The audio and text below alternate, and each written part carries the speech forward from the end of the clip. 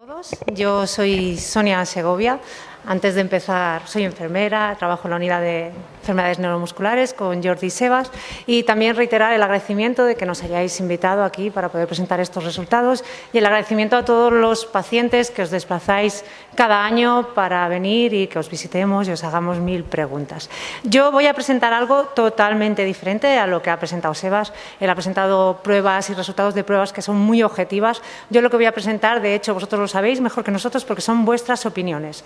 Vuestras opiniones sobre cómo estáis vosotros, cómo os afecta vuestra enfermedad, cómo os afecta en el día a día, cómo os afecta en la calidad de vida, cómo os afecta algunos síntomas también en vuestro día a día.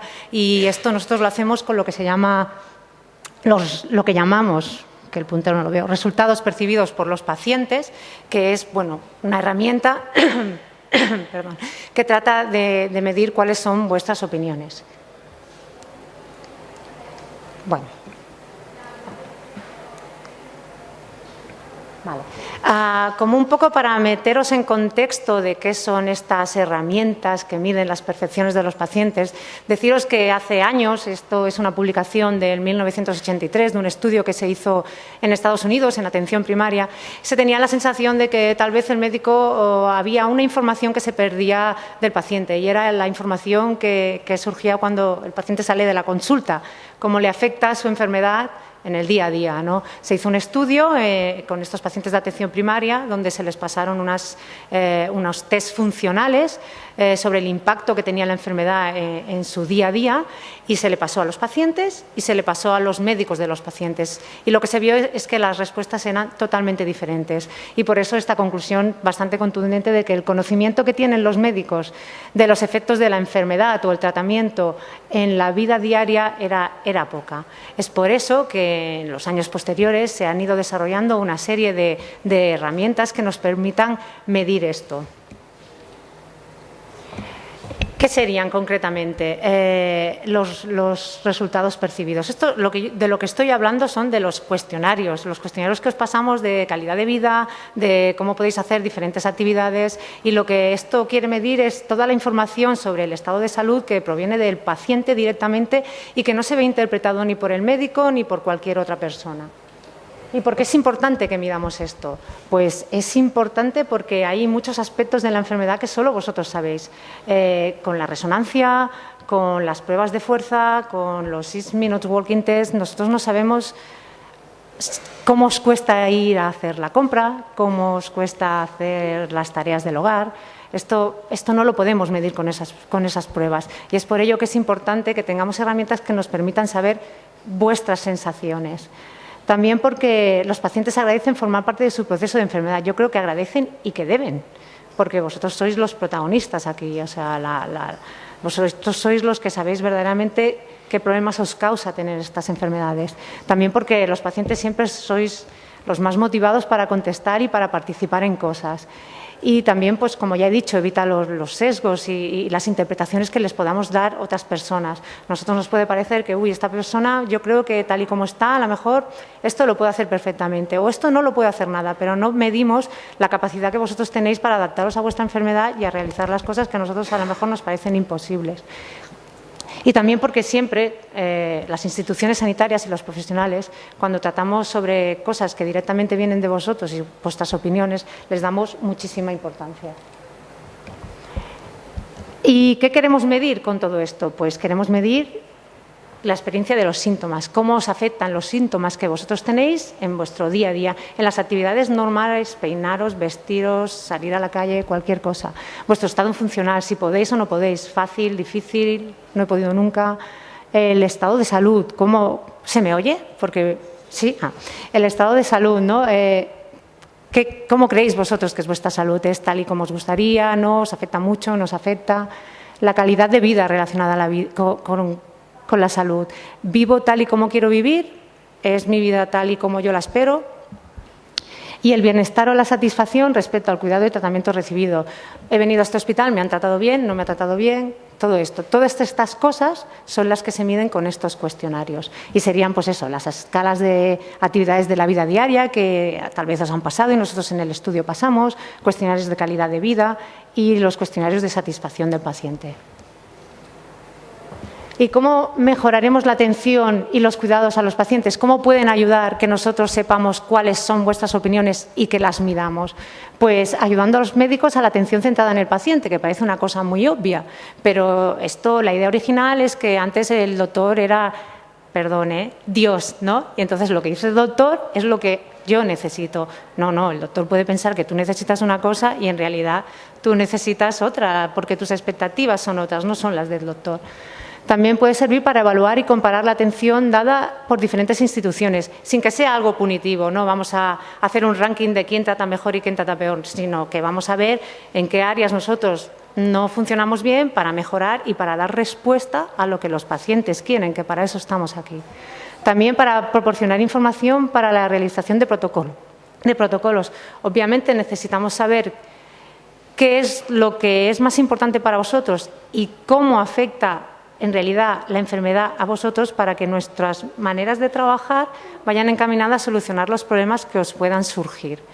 Y como último, pues en investigación, ¿no? Que facilita la investigación en entornos más reales. Ya sabéis todos que en los ensayos clínicos todo es como muy rígido y a veces las cosas no se adaptan mucho al que es el día a día del paciente, ¿vale? Pues para todo esto es útil que nosotros tengamos herramientas que midan vuestra opinión. ¿Y qué se ha hecho en Pompe hasta ahora? ¿Qué estudios hay que hayan utilizado estas herramientas? Pues sobre todo los del grupo de Holanda, que ya os ha hablado Jordi antes, de la doctora Van der Beek. Ellos han hecho un estudio durante 10 años se trata de preguntar a los pacientes durante estos 10 años cuestionarios sobre evolución de la enfermedad que siempre responden los pacientes. No es que yo con la resonancia o con las pruebas de fuerza sepa cómo estáis, sino que sois vosotros los que decís cómo estáis. Se le han pasado cuestionarios de fatiga, cuestionarios de calidad de vida y ellos pues, han ido midiendo esto para ver cómo evolucionaba y qué impacto tenía la enfermedad durante esos 10 años. Y de hecho ellos han desarrollado una herramienta propia de escala funcional de Pompe, o sea, en diferentes actividades, peinarme, ponerme la ropa, bañarme, pues puedo hacerlo bien, puedo hacerlo con dificultad o no puedo hacerlo y es específica para pacientes con Pompe y se ha hecho con la opinión de los pacientes, por lo tanto allí se mide lo que verdaderamente es importante para vosotros.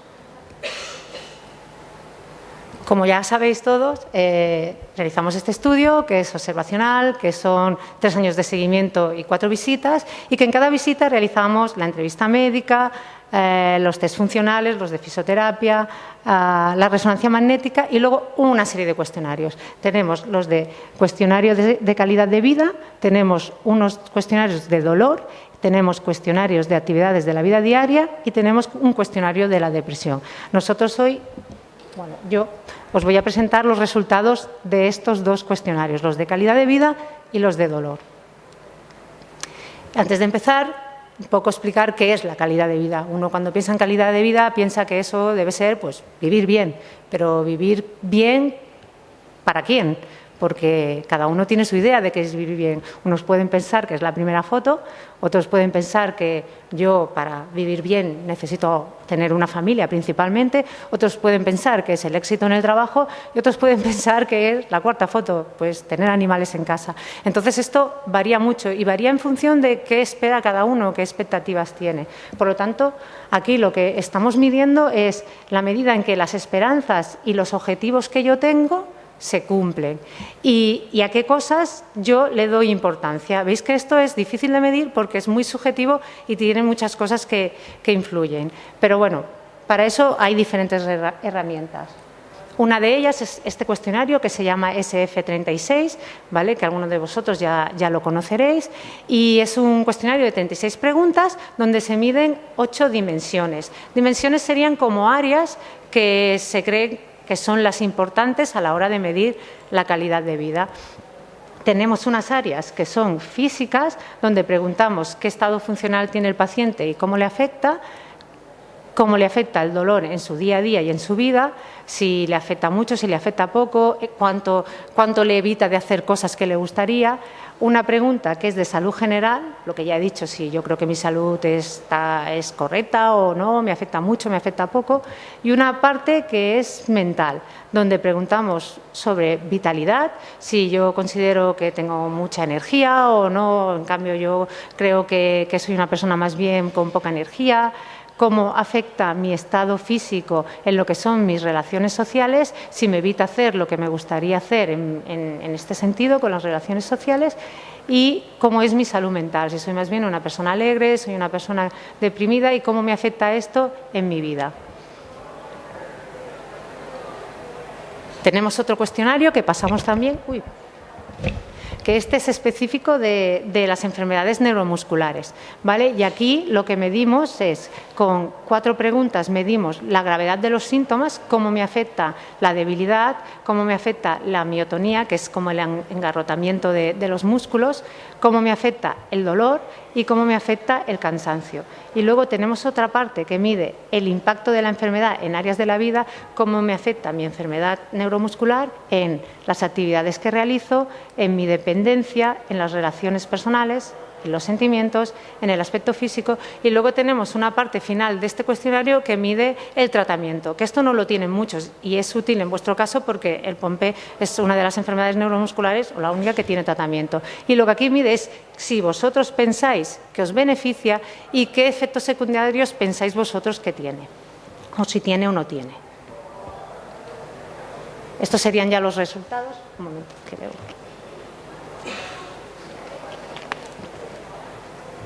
Aquí os los he dividido entre pacientes sintomáticos y presintomáticos. En cuanto a los sintomáticos, tenemos 27 que contestaron los cuestionarios, con una media de edad de presentación de casi 33 años, 63% mujeres, con 16 años de progresión de la enfermedad, y 37% de los pacientes que contestaron necesitaban ayudas para caminar y casi 41% necesitaba ventilación artificial. En cuanto a los presintomáticos, solo fueron 6 pacientes, tenían una media de 36 años en el momento del estudio y el 50% eran mujeres. Ahora veréis este cuadro que es así, con mucha información, pero os lo explico. En primer lugar, tenemos los resultados del cuestionario específico para enfermedades musculares. Aquí os he puesto esto porque este cuestionario se puntúa de 0 a 100, donde 0 es que vuestra calidad de vida es perfecta y 100 es que vuestra calidad de vida es la peor que podría ser. Como veis, en el cómputo total tenemos que los pacientes sintomáticos ven afectada su calidad de vida en un 39% y los pacientes presintomáticos lo tienen un 2,3%. Uno podría pensar que al ser presintomáticos debería su calidad de vida ser perfecta porque no tienen ninguna enfermedad. Pero obviamente en la parte de emociones, donde preguntamos qué preocupaciones tiene el paciente hacia su enfermedad, aquí sí que la vemos alteradas porque aunque sean presintomáticos, saben que puede ser que puedan desarrollar esta enfermedad. En cuanto a los resultados del SF36, lo tenemos aquí abajo y aquí os he vuelto a poner la escalita esta porque aquí va al revés. El 0% es que mi calidad de vida es fatal y el 100% es que mi calidad de vida está muy bien. Y aquí lo que veis lo damos separados. Damos la parte física por un lado, donde veis que los pacientes presintomáticos están en medio, se ve, obviamente, su calidad de vida se ve afectada por su enfermedad, pero los presintomáticos se ve muy poco afectada.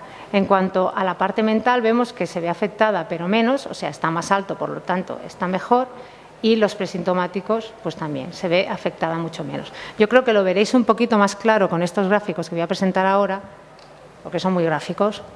Entonces, aquí tenemos el cuestionario SF36, y esto es un gráfico de araña donde la parte externa es el 100% que está perfecto y la parte interna es el 0% que la calidad de vida es fatal. Y aquí lo que hemos hecho es comparar los pacientes sintomáticos con los pacientes sanos de la población española, porque existen este tipo de estudios. Entonces vemos que hasta los sanos tenemos afectado nuestra salud general. Veríais que estos son los puntos que están peor puntuados, por lo tanto, hasta los sanos creemos que nuestra salud general nos afecta en nuestra calidad de vida y que nuestra energía también, y serían las partes más afectadas en los pacientes de POMPE. Pero bueno, que ya veis que sería como toda persona. Las partes más específicas vuestras, que están afectadas y de la población normal no, serían el rol físico y el funcionamiento físico. Es decir, los síntomas os afectan a vosotros en vuestro día a día, en vuestras actividades y en vuestra vida y en vuestro trabajo, ¿vale? Y lo que no se ve nada afectado, aunque tengáis una enfermedad, es el rol emocional. La manera que... Sí, dime.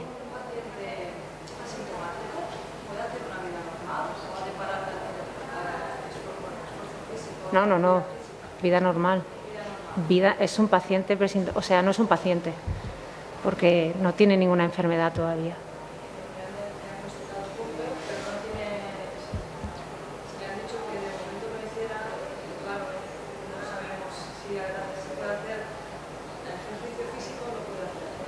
Sí, obviamente. Sí, pero eso sí, o sea, yo ya te contesto lo mismo que te va a contestar él, pero él te lo contestará súper bien explicado luego, uno de los dos. ¿Vale? Bueno, pues eso, este es el gráfico. Y este sería el del otro cuestionario, el cuestionario que es específico para enfermedades neuromusculares. Y aquí lo que hemos hecho es comparar los pacientes sintomáticos con los presintomáticos. Y aquí al revés, ¿no? O sea, el 100 sería que la calidad de vida está fatal y el 0 es que la calidad de vida está muy bien. Por lo tanto, lo que tenemos más afectado, o sea, los síntomas que más afectan a los enfermos de POMPE es el cansancio y la debilidad, y afecta en mayor medida a las actividades de la vida diaria, ¿vale? Señalo cansancio porque, aunque no es un síntoma que a nosotros nos haya llamado la atención durante las entrevistas que hemos realizado, al analizar los resultados sí que hemos visto que se ve que es algo que os afecta mucho, y también hay muchos estudios que indican lo mismo, pero a nosotros no nos llamaba especialmente la atención. Y aquí tenéis la parte de... El punto azul serían los pacientes presintomáticos y tenéis el punto donde sube hasta aquí, porque es la parte de la preocupación que tiene el presintomático de si desarrollará o no desarrollará la enfermedad y cómo le puede afectar. Aquí lo que hemos puesto es la comparación de todos los resultados de los pacientes. Aquí tenemos pacientes y del primer año y segundo año. El primer año es el rojo y el segundo año es el azul. Como veis, hay una gran variabilidad. Como ha explicado Sebas, es lo que vamos encontrando siempre en todo con los pacientes. Hay pacientes aquí que hemos encontrado que están peor y sería lo esperado, pasa un año, estoy un poco peor, pero también hemos encontrado pacientes que están mejor, como ha encontrado Sebas en su resonancia. Y algunos responden a que empezaron el tratamiento, pero otros no. Entonces hay que buscar otras causas que puedan ser más personales, pues a lo mejor estaba más triste o tenía alguna cosa en su vida que le podía afectar a su estado de ánimo, etc. ¿Vale? Pero en principio no hay diferencias. No hemos visto que los pacientes se vean alterada su calidad de vida en un año al otro. O sea, en principio está todo igual. Ahora me centro un poco en los cuestionarios de dolor, que son cuestionarios también que respondéis vosotros. No medimos nosotros por lo que nos parece, sino que vosotros respondéis. ¿Y por qué creímos necesario medir el dolor? Pues al contrario que la fatiga, que era algo que no nos llamaba la atención, el dolor nos llamaba mucho la atención, que todos los pacientes que venían se quejaban de dolor. Bueno, todos no, muchos pacientes que venían se quejaban de dolor y sobre todo de dolor en una parte muy concreta que era en la zona lumbar. Entonces nosotros decidimos pasar dos cuestionarios que evaluasen dolor. Uno, dolor general, que era el cuestionario breve de dolor, que es un cuestionario que se utiliza sobre todo en dolor oncológico y mide dos partes. Mide la intensidad del dolor en una escala que va del 0 a 10 y la interferencia del dolor en la vida diaria del paciente en estas cosas, en la actividad en general, en el estado de ánimo, en la capacidad de caminar, trabajo, relaciones personales, en el sueño y en la capacidad de diversión. Cómo el dolor nos va a interferir en la capacidad que tiene el paciente de hacer todo eso. Aquí lo que vimos es que de 29 personas que contestaron este cuestionario, el 76%, que son bastantes, tenían dolor y el 24% no tenía. Aquí están incluidos pre y sintomáticos, o sea, están incluidos todos los pacientes. En cuanto a la intensidad del dolor, lo medíamos con esta escala de 0 a 10, donde 0 es ningún dolor y 10 es el peor dolor imaginable. Y aquí se hacían 4 preguntas. Preguntábamos cuál era el dolor máximo que el paciente había sentido, cuál era el dolor mínimo, cuál era la media dolor y cuál era el dolor actual en ese momento de la entrevista. Pues lo que vemos es que el dolor máximo al que alcanzaban los pacientes era un 5, por lo tanto es bastante, está en la mitad de la escala y esto se considera bastante dolor. El dolor mínimo era casi un 3, lo que nos hace pensar que el paciente de POMPE que tiene dolor siempre, no hay ningún momento en que le baje a 0, sino que siempre queda algún dolor residual. La media dolor era de 3,72, o sea que también era considerable, y el dolor actual era de 3. Por lo tanto, pues eso, que el paciente de POMPE que tiene dolor vive con un dolor residual continuo. En cuanto a la interferencia del dolor, se mide también con una escala de 0 a 10, donde el 0 es que no interfiere lo más mínimo y que 10 que interfiere por completo en realizar todas estas actividades. Y lo que hemos visto aquí es que cuando hacemos la media de todas las respuestas a cómo interfieren en cada una de las actividades, vemos que interfieren un 2,21. Por lo tanto, lo que podemos deducir es que, aunque el paciente tiene dolor, no interfiere de una manera muy importante en su día a día, probablemente porque aprendemos a vivir con ello o creamos pues, herramientas pues, para intentar llevarlo lo mejor posible. Pero cuando analizamos cada una de las actividades, cómo afectaba el dolor, vemos que las que son más afectadas son la capacidad de caminar, lo que es bastante coherente, y en la capacidad de divertirse. O sea, que al paciente, nosotros a lo mejor pensamos que el dolor le puede afectar solo pues, por la capacidad de caminar, pero no, ellos nos informan de que no, también para divertirse, porque probablemente tener dolor les hace que no salgan más o que no vayan a bailar o que no hagan actividades porque saben que puedan tener luego más dolor o porque el mismo dolor se lo impide. Este es otro cuestionario que pasamos, ¿vale? El cuestionario de dolor de Owestry, que este es un cuestionario específico para el dolor lumbar, que es el que nosotros vimos, que era el que principalmente se presentaba en pacientes de POMPE. Entonces, lo que mide es la repercusión que tiene este dolor en, otra vez, las actividades de la vida diaria. Y normalmente este cuestionario se ha utilizado pues, para medir estas cosas, para saber si un dolor se va a cronificar o no, para saber cuánto puede durar una baja, para saber si el tratamiento que estoy haciendo es útil o no. Y nosotros pues, lo utilizamos para nuestro estudio para ver cómo era específicamente el dolor lumbar. Y, bueno, medía la intensidad de dolor en todas estas actividades, en estar de pie, en los cuidados personales, en dormir, en levantar peso, en la actividad sexual, en andar, en la vida social, en estar sentado y en viajar. ¿Cómo repercutía? Repercutía mucho, repercutía poco y se imposibilitaba realizar esto. Aquí se puntúa en esta escala, ¿vale? Un dolor mínimo, que significa que el paciente no precisa tratamiento más que pues, consejo postural o algunos ejercicios. Moderada, que sería que un tratamiento conservador, analgesia si hay dolor, conducta expectante, a ver cómo evoluciona.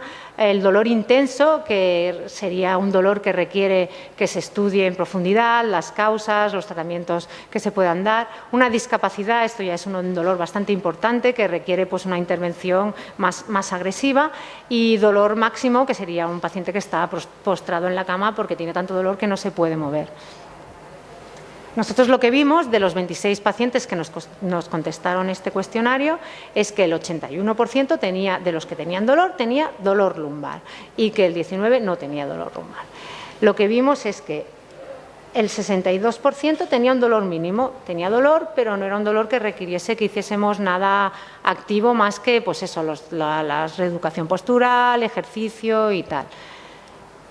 Un 10% tenía un dolor moderado que necesitaría analgesia pues, si aparece, y lo que llama más la atención es que el 24%, que es un porcentaje bastante considerable, tenía un dolor intenso, lo que nos estaba diciendo que el dolor era algo importante y que requería un tratamiento en un 24% de los pacientes. Por lo tanto, las conclusiones que nosotros hemos sacado de todas estas preguntas que os hemos hecho a vosotros y que nos ha dado bastante información que a lo mejor no considerábamos importante, es que las áreas más afectadas en la enfermedad de Pompe son las relacionadas con la función física más que la mental. O sea, afecta mucho más a la capacidad de hacer cosas y a cómo afecta esta capacidad a vuestro día a día que no a si os deprime o no os deprime o si os afectan las relaciones más sociales. También no hemos observado que hayan cambios entre la calidad percibida de los pacientes entre el primer año y el segundo año, que hay mucha variabilidad, como hay variabilidad con el resto de las pruebas y como no hay diferencias tanto en la resonancia como en las pruebas de fisioterapia. También que este estudio nos ha permitido conocer mejor las características de nuestros pacientes y sus áreas personales más afectadas. A priori podíamos pensar que el paciente de Pompe tendría unas características y que esas características le afectarían de una manera, pero ha habido cosas que nos han hecho cambiar de opinión. Que los pacientes presintomáticos pueden necesitar un apoyo psicológico extra. Esto fue una de las cosas que aprendimos porque bueno, no lo habíamos tenido en cuenta y que tal vez pues, esas preocupaciones eran importantes porque salen reflejadas. Que los pacientes sintomáticos necesitan mejores medidas para aumentar su movilidad y sus actividades de la vida diaria que probablemente repercutan en sus actividades sociales y que se sientan mejor, y que el cansancio y el dolor son síntomas que están infravalorados en la enfermedad de Pompe y que necesitan que sean medidos de manera rutinaria en la práctica clínica, que los doctores que visitan a los enfermos de Pompe tienen que tener en cuenta que son dos síntomas que aparecen y que afectan en la calidad de vida, en la manera que tiene el paciente de vivir y de afrontar su enfermedad. Y con esto, pues ya está. Muchísimas gracias a todos por vuestra atención. ¿Nos ponemos aquí?